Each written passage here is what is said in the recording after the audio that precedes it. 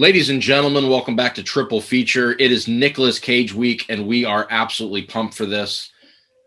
We have watched 3 Nicolas Cage movies, and the first one we're going to be rocking today is called Jiu Jitsu. Top 10 on Netflix. I don't know how. A lot of people, I think, have already been damaged by this film. Wait, what? Top 10 of what? What do you mean? Top 10 of the films watched on Netflix, like the ones that were being watched. Oh, it is? It was number 10 at the time. Masterpiece. Sorry. Your thoughts on this masterpiece? I will say there's very few movies that aren't comedies that I've laughed out loud in, because I'm not someone who just, like, especially when it's not intended to be funny. Yep. There were spots in this movie that I actually like that were so funny to me. This movie is such a disaster. I on every level. How dare you? That is Alien Politics 5 through 15. Now you are all the chosen Jiu Jitsu fighters. But as long as you die bravely, no one else will have to.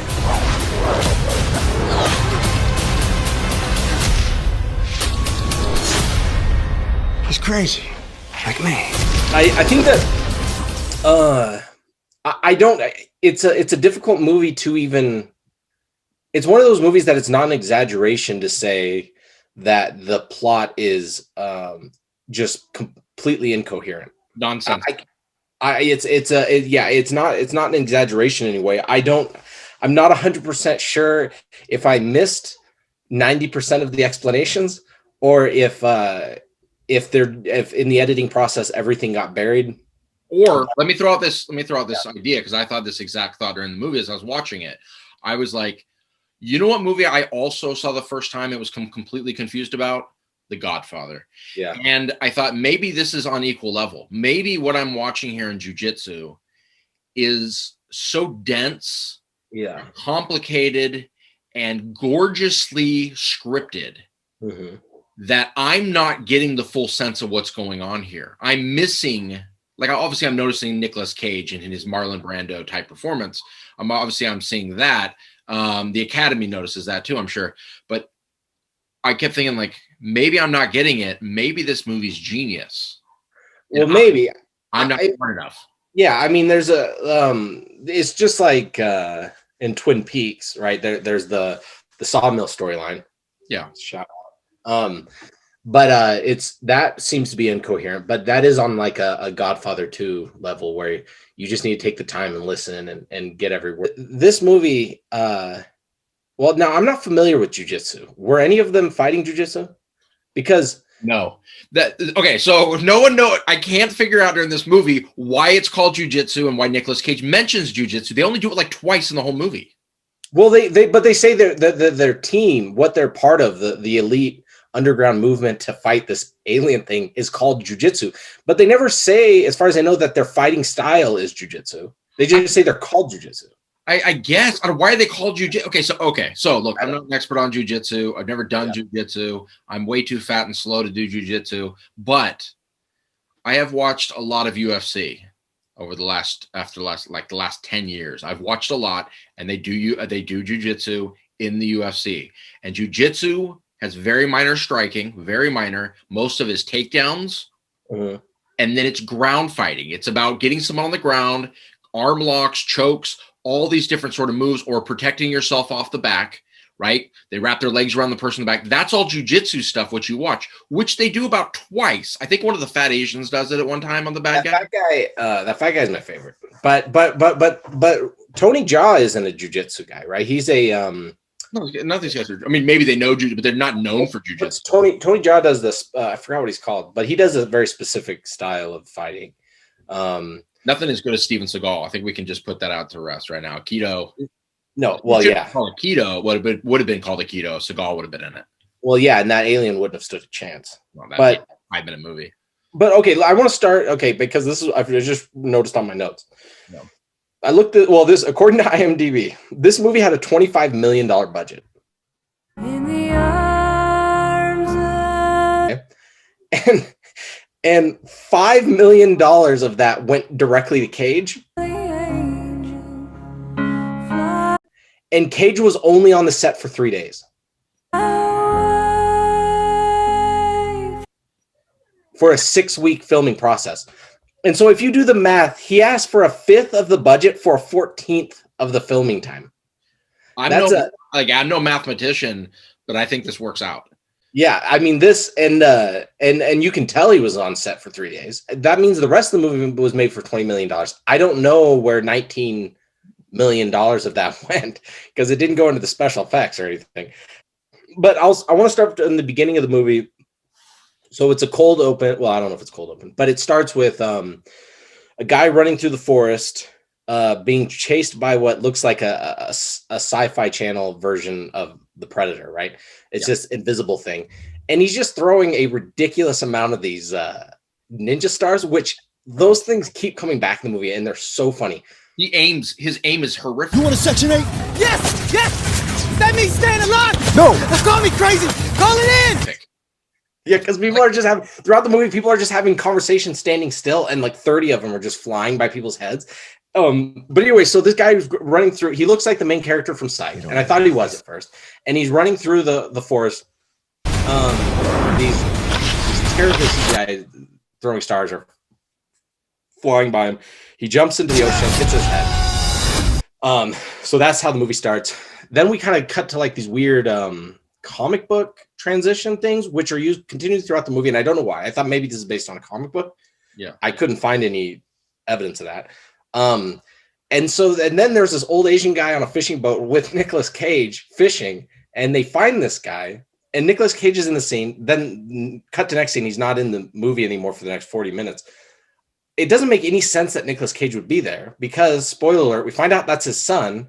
I am your father's brother's nephew's cousin's former roommate. And he's looking for him to fight the alien. I don't know why he was on that boat or what that had to do with anything other than they just needed Nicolas Cage's face to show up early in that movie. I've got the hair, I've got the teeth, I've got the eyes.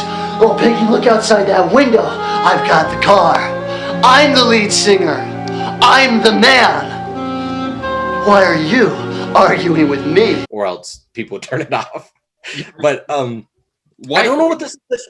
Why are they paying so much money to Nicolas Cage? Is he that big of a draw? I've got the hair. I mean, I guess he is. I think he is. I mean, I think with this kind of movie, and I think Nicolas Cage obviously is enough of a draw, and I think it's apparent, right? If you probably put this movie on Netflix without Nicolas Cage, there's literally no one in the movie. You have no name to pull in. You only have with no Nicolas Cage, we're only left with a masterpiece, right? Yeah. All we're left with without Nicolas Cage. We're only left with a film called Jiu Jitsu with barely any Jiu Jitsu that is a Predator / Mortal Kombat ripoff. It's like they took Predator and Mortal Kombat, somebody put them in the womb and then drank a lot and then gave birth to this film.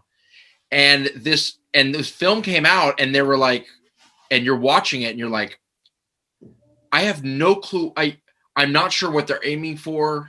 Okay, I do know what they're aiming for with this movie. They had some ambition on a lot of this stuff, but no talent. Basically, there's this comet going over the earth. And every so many years, is it 7 years? I think it's 6. 6 years? Like as this goes over, this alien shows up at this temple, and he demands that he fight a certain amount of people. And if they fight him, he either kills them or he doesn't. He leaves and goes somewhere else. If they don't fight him, he has free reign to come out and just kill everybody. Mm-hmm. Now, you would think when this alien comes out, who his face, the computer graphics, like, okay, so he has a mask and you can't see his face, but every once in a while it there's like smoke clears or something. Smokes and clears, and then it looks like it's from a PS1 game, or it looks like the faces from GoldenEye. Yeah, it looks like it's just like a texture on an old video game that they just stick on this. Yeah. So this guy, this alien is showing up, and they send all these guys that are this team that's supposed to stop him and fight him. But what I can't figure out is this guy doesn't show up like in Mortal Kombat and he's like, let's have a fight. He shows up with like a gun, and he shows up with weapons shooting at him, and he shows up with a suit that can like regenerate. He's not fair at all. And they don't just show up with a missile launcher and blast him the second he comes out of the portal. No, they seem to stay true for some reason to like the art form. And the alien like does once in a while, like he'll bow sometimes. Yeah. But then other times he'll just sneak up behind people and murder them. Oh, okay. So this main guy, he gets fished out of the ocean or whatever. This old Asian couple find him. I don't know what happens to Nicolas Cage. But then he gets taken by the military, which seems completely unnecessary that the military is involved in this movie at all. But after this ridiculous scene of military trying to communicate with the old lady, the main guy gets taken, and the military are like trying to interrogate him. So they put him with like the most non-intimidating person. It's a female, but not just that, it's just the least intimidating person I've ever seen. No, this movie, I mean, this movie has all the classic, if anybody's watched any kind of real direct-to video action films, especially Seagal films, you know that there's going to be editing issues. You can tell there's always problems. They always have these people that come in that are I feel like everyone they bring in, these actors, are absolutely faceless people. Yeah. Like they bring in all these people you'll never see in anything again. The main guy in this is a perfect example of getting someone who I will never remember. No. He's put in, and it's like, instead of having someone like Nicolas Cage play him or have somebody, whatever, you get a person that's completely, he's the most white bread person to throw in here. Now, I love when they finally reveal his name and they find out it's Jake, which is just a great name, but they say it like 45 times. He's like, your name's Jake. Come on, Jake. You know what we got to do, Jake. It's Jake from State Farm. What are you wearing, Jake? Why don't you remember Jake? I'm like, we get his name now. Like, they get the screenwriter was like, look, I'm going to take these 2 pages and we're going to really hit the ground that you know this guy's name's Jake. Yeah, because it's the widest name you could think of, and this is the widest guy you could find. Well, yeah, this guy, if I put up a picture of him and I said, you've seen this guy in something, what was he from? You would be like, Stargate Atlantis, I don't like a Law and Order episode. Yeah, well, he ends up getting, he fights his way out in an okay martial arts thing, whatever, and then he ends up getting like saved, right? So Tony Jolly comes in and save him, and they had that long one take of all these people fighting, which is choreographed. It's fine, except for it's just done so B level. And I was getting I actually started getting, I don't get motion sick during movies, but I started getting sick. Oh, did you drink? Oh. I'll get sick. I can't breathe. Because the camera, this is everywhere. Yeah. So that, to me, what it looked like was Tony Jaa. He probably has a team because he probably has stunt guys he works with. Yeah. And they probably were like, we need a one-shot scene that's going to go this direction. And so they came up with it in one day. And then the camera guy was like, I'll just follow you around. And that's what I don't think it's Tony Jaa's fault. I don't think it's the stuntman's fault. In fact, the stunt guys in this movie seem like they knew what they were doing.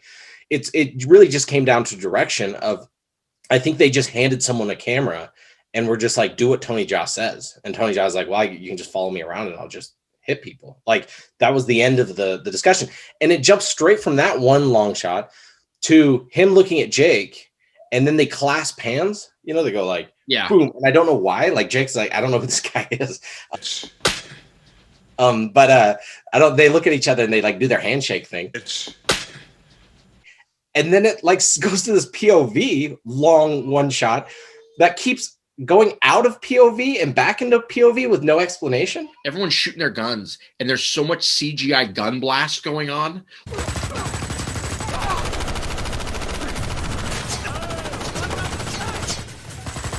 Like, they're adding CGI that's just completely unnecessary. And it's happening, and I'm like, maybe they're going for the comic book there. And then they're like, look, we have this alien that's coming in. What do we name him? And I'm pretty sure somebody went into like maybe probably like just a website that has like alien generator, and you go, what's my alien name? And it comes up Brax. That's the name for the alien, Brax. Like, yeah. It was like it was afterthought, and they quickly said someone's got to have a name. Yeah, and someone in the back, like the boom mic operator, was like, "What about Brax?" Now he meets this guy, this white guy that we have, Jake. He joins this team and everything, and he's trying to figure it out. And the way he meets Cage is they're walking through the jungle, and then he just falls down a hole, which happens to be Cage's house. I guess he just happens to fall down this hole into Cage's house, which then we get like this exposition of Cage like talking to him about stuff of like, you'll be crazy like me while they're fighting. They're doing like this whole fight scene. Now it wasn't as impressive as probably the Jennifer Garner Ben Affleck one in Daredevil. No, that's I'll put a clip into that.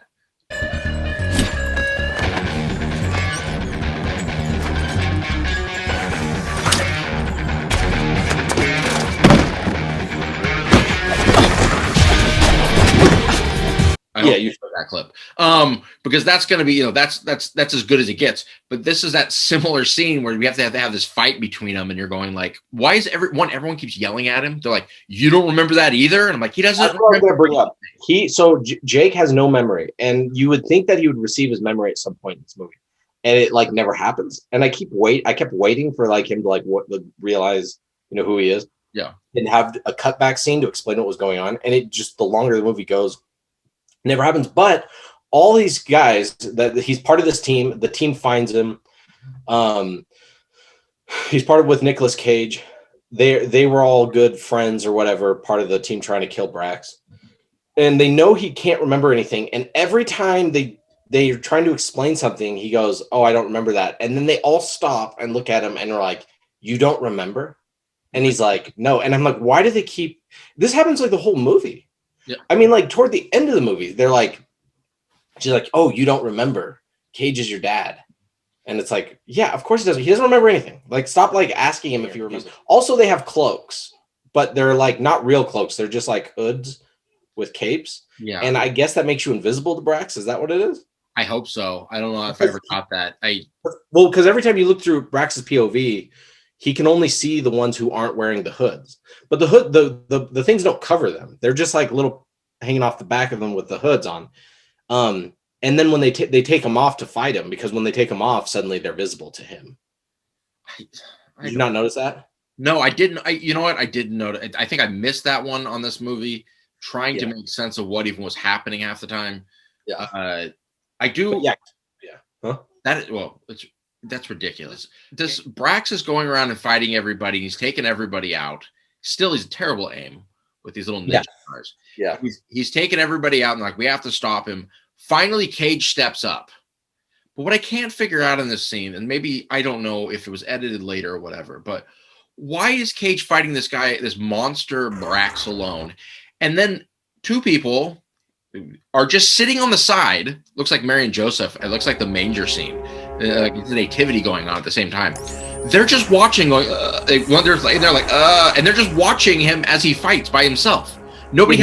They never fight two at a time. Well, actually, the fat guy fights, I think, two at a time. They fight two at a time. But for some reason, Cage step up. They just watch as Cage has this long fight with Brax, which is like there's all this respect, and and you can tell the best thing about it is you can tell they said that Cage was left alive before one time, but this time you can tell like Brax really does respect him. Like he doesn't kill him one time when he can. He gives him more honorable death. Yeah. Is completely out of characteristic for everything else we've seen from Brax. Brax is just murdering everybody while invisible, and suddenly when he fights Cage, it's doing this honorable thing. Like he kneels at first, and then when he can kill Cage, he doesn't and gives him back his sword because he doesn't want him to die with the sword. I know it's a really good scene, and Cage, I think probably was method acting the whole time. Yeah, there's probably going to be a documentary about his work on his 3 days on this. Yeah, he actually Jiu Jitsu. He actually lived in a hole for a year to prepare for this. Yeah, and I'm pretty sure. And I've heard this. Everyone talks about this, and they always thought it was a joke. But there's why Cage does all these movies because of he's always broke. Because he had tax problems and stuff. So he started doing all of these side direct-to-video movies, and here he's coming in probably making $3, $4, $5 million a shot, and he has to come in and film for 3 days or a week. But that's what I don't understand, because he like in 2020 he was in like 8 movies. Yeah, I mean he should be raking in cash at this point. Yeah, I mean, maybe he's got a terrible coke habit. I don't know. Well, maybe he's got to have something, because if it were just a debt problem, unless he was $1 billion in debt, it seems like you would have paid it off by now. Yeah, I don't want to question what Cage does in his life. I'm sure it's good no matter what. you end up having this final fight between Brax and the guys, the jujitsu, I guess you call them. I don't know. In the temple, which I guess is they were in the Valley of the Temples, I assume. I don't know where they were the whole time. I couldn't figure it out. But Brax the whole time is invisible and trying to cheat, and then it turns out he's afraid of fire, which he actually realizes, which is a weird thing to not know after all these thousands of years that we've been fighting him. Alien can regenerate, right? And they'll say that. They'll say, look, you're, after you shoot him or stab him or whatever, that's your chance to get him. No one uses it. Everyone stabs him and he stands there and goes, and then they just look at him as he heals and then they start fighting again. And they killed him once. One of the guys killed him in the forest and he lays there and then they just stare at him and like walk off or something and get up and you would think like, well, even if you don't know he's going to regenerate, I got him down. He's obviously this super advanced species. Let's cut him up or something. Yeah, and then they tell you towards the end, like the key is to, you have like a time when you think he's dead to attack then. And you're like, well, obviously like that. I didn't know that was like a secret that you had to learn from somebody. But they have this big fight and I don't even remember what happens. It's absolutely the last scene of the film seemed like I had no budget whatsoever. They try, I understand like at the end he's fighting Brax. And he does shove, I believe, a bomb. Like after he opens him up, he shoves it in there, and then he heals over him, and then he kicks him back into that portal.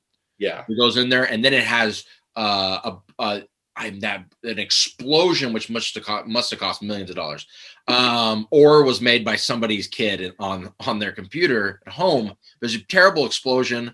The black guy comes running out. He's like, what's going on? And everyone shows up at the end. Now, I realized when this movie was getting towards the end, all of a sudden he's like, oh, he's in love with this girl. And I realized, I was like, this movie had no characters. I don't know who any of these people are still. I have no clue who anybody is. Yeah. I know they fight. And I should know more about Jake since he's the one who doesn't remember and they're giving me backstory. But the only thing I really know is that he trained and then he ran. And then he hit his head and he came back and he became a hero again. And he watched as Cage was murdered. That's Brax was again, and even Brax putting this alien in there. I'm like, they could have given some background even to him, possibly. There's so many people they could have given some background to, but everyone's just fighting and dying, and there's nobody to care about. This is it's a good example of a movie that like certain movies you watch and you go, I really like the world they created or the universe or everything. This is a good example of when it goes bad because it's not just because most of the time I think if you do it poorly you just don't notice it, you just don't care about the world.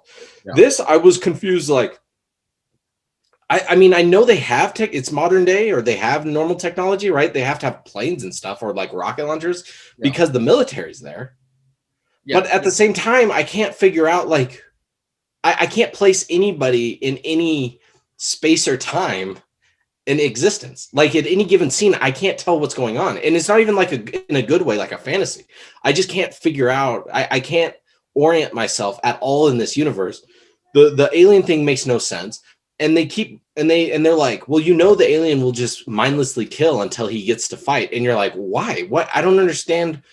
And you're like, well, and everybody acts like, well, that's just the contract. So you got to like, Jake, don't be a coward. And we got to just, obey the rules. And I'm like, but what's going on with these rules? Like, I think one of the things that I think we are missing probably for the enjoyment of this sort of film is I do really think this movie is really speaking on our own problem in America with illegal aliens. Yeah. Coming in. And I think that's probably obvious to most people watching it. It's probably where I reached the top 10. When I really think about the movie and I think about this shift every so many years, just like how we get a new president, just like right now, here comes a rush to the border to be able to get in. Mm-hmm.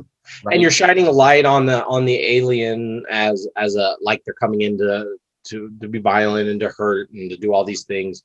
And so you're casting it in that light. And no, but I think it's clear. They're showing, look, we have every so often, especially where we have these illegal aliens trying to come in across our borders. They're able to basically use these portals. They're able to use these temples or these, in a sense, these moral rights to push past our laws, right? To be able to come through. And us, just like Jake, I would say, we forget this every time. Yeah. We run. Yeah, we forget our history. We immediately go, oh, I don't want to face this. I don't want to deal with what's going on at the border. And so we try to run, right? And so, but you can't run no matter what we do from this and this sort of thing. And no matter how much we try to forget, we're going to be brought back again to be able to face this same thing, right? But I think the difference between what's going on here in reality is this alien is coming in and he's trying to take our lives. Most illegal aliens are coming in and trying to take our job at Wendy's. And I think that, and I think it's fair to say that's equal. Okay. I think this is a commentary on that. I think it's a hateful commentary. Yeah. Well, but at the same time, though, I think the movie, no, I think it is a hateful commentary because, like I said, it shows the aliens in a negative light and a violent light. But at the same time, I think and this is the complexity of the movie, I think what the director really gets at of the problem is that I think Jake, representing us as a people, we go to the military first, right? Yeah. We go to the military for protection, but that just doesn't work. Yeah. Right. So we try to go to our the people who trained us in our just normal traditions, which in this case would be jiu-jitsu, where he goes back to the people and we go to the things we were taught and the things we were trying to do before, our philosophies, our sciences, these type of things. But ultimately what ends up saving the day here is learning from our history, which Jake, as the movie goes on, is able to learn from his history. He's able to turn it into the ability and the understanding and the wisdom to be able to unfortunately in this scenario destroy the aliens and keep them out. And I think it's a negative message, but I think the complexity is there for both sides to ponder on and think about. No, but I think we can agree on this is I'm for legal immigration. I'm not for this portal immigration. That